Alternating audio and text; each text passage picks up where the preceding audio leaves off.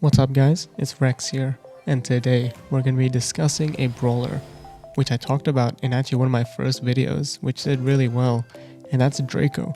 He's back in the meta, terrorizing everyone with his new Hypercharge. And Draco's Hypercharge is one that makes me question whether the dev team actually play their own game, because how did this actually make it into the game? It is way too broken, despite getting a nerf. They got 10% damage nerf, which I thought would be pretty good, but nope, it is still one of the best hypercharges in the entire game, and it's just elevated Draco. He was already good in the meta, but with his hypercharge, he just became easily an S tier brawler in my opinion.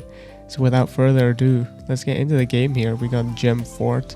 I think this was like Draco first pick or something, I don't know. You can pick him anywhere and make him work.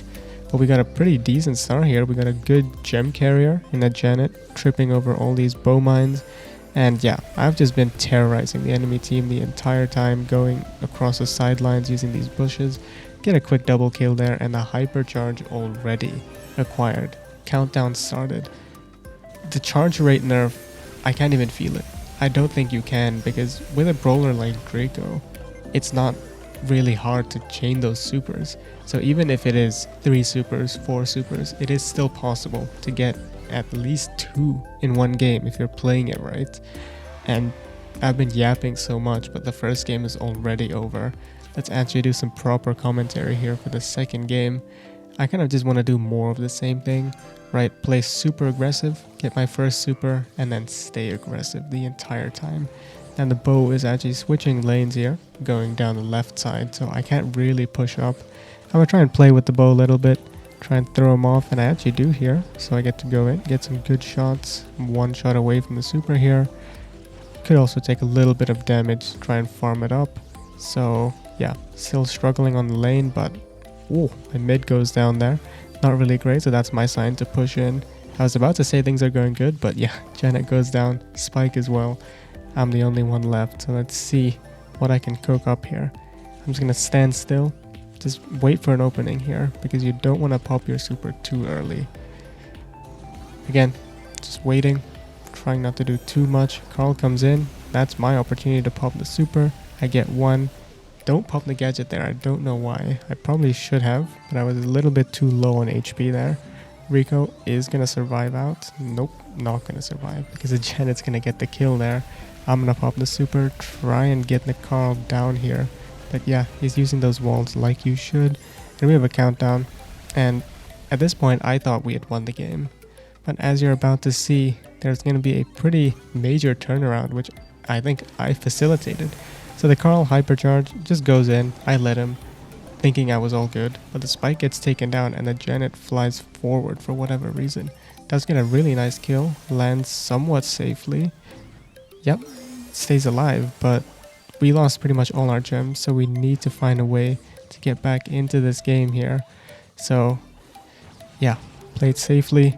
I have my hypercharge though, so I'm just trying to get onto these sidelines and try and make a run of it here.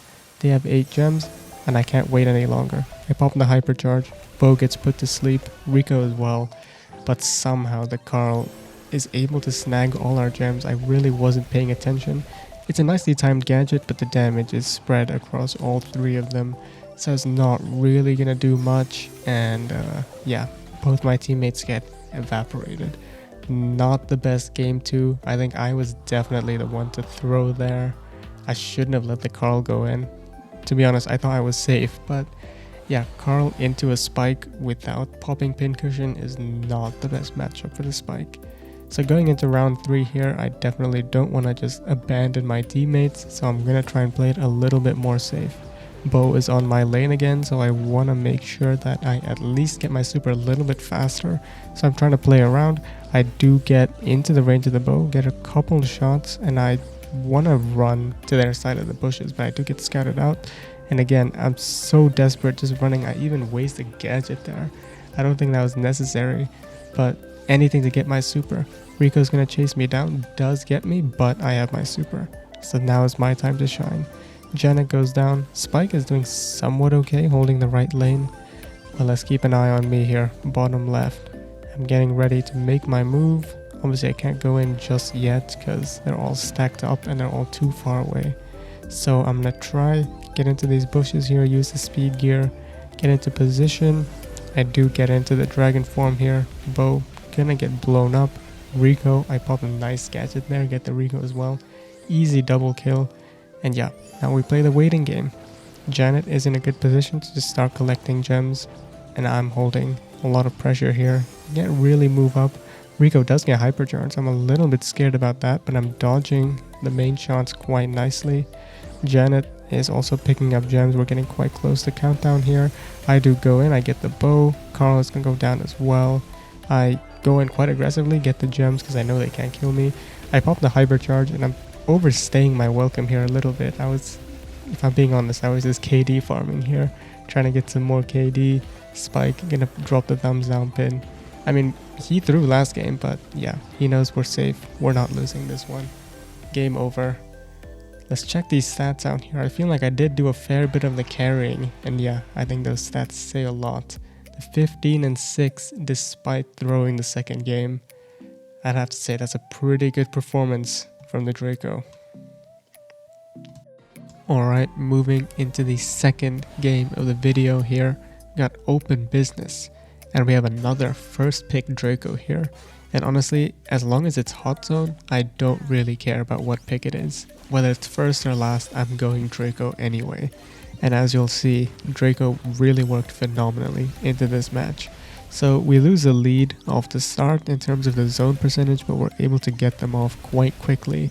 And we have the infamous Berry tank combo here. And as we all know, Berry is probably the best healer in the game right now, both competitively and casually as well. And getting a hypercharge that quickly should be criminal. Look at me, already having the hypercharge. I'm gonna pop it. Frank gonna get burned down. Lumi not misses. Hits me with a hypercharge, but I can still shoot while I'm hit by it. So big mistake there from the Lumi. Frank coming in with the hypercharge. I do get hit by it, but good on the Berry, keeping me healed up. Frank throws out another super, but actually the more the map gets opened up, the better it is for me, especially against the Mortis and the Lumi. Mortis gonna try get the super, but we're already at 75% here.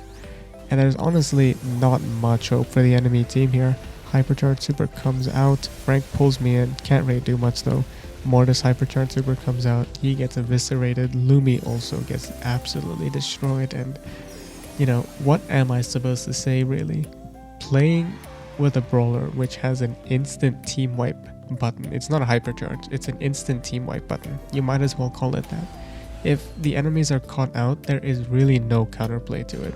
And I don't think a hypercharge should be like that, right? There should always be some sort of counter, something you can do to stop yourself just getting absolutely burnt down by it.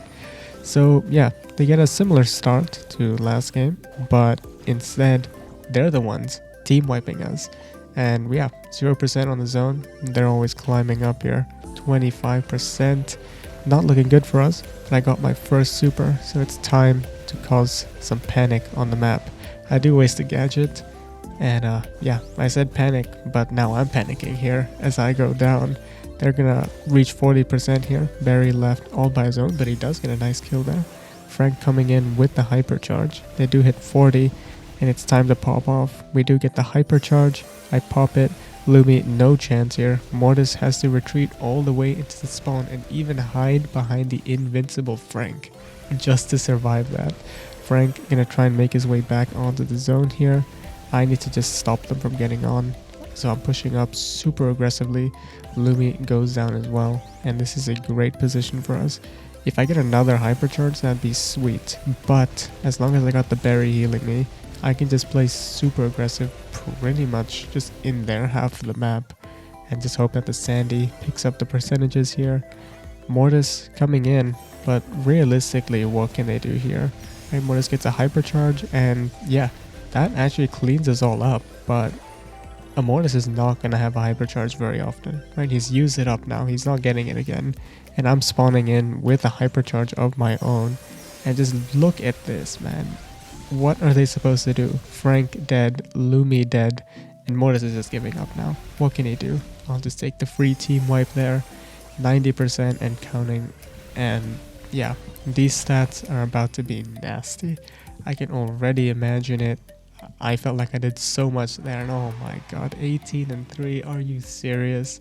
Nerf Draco's Hypercharge more, please do it.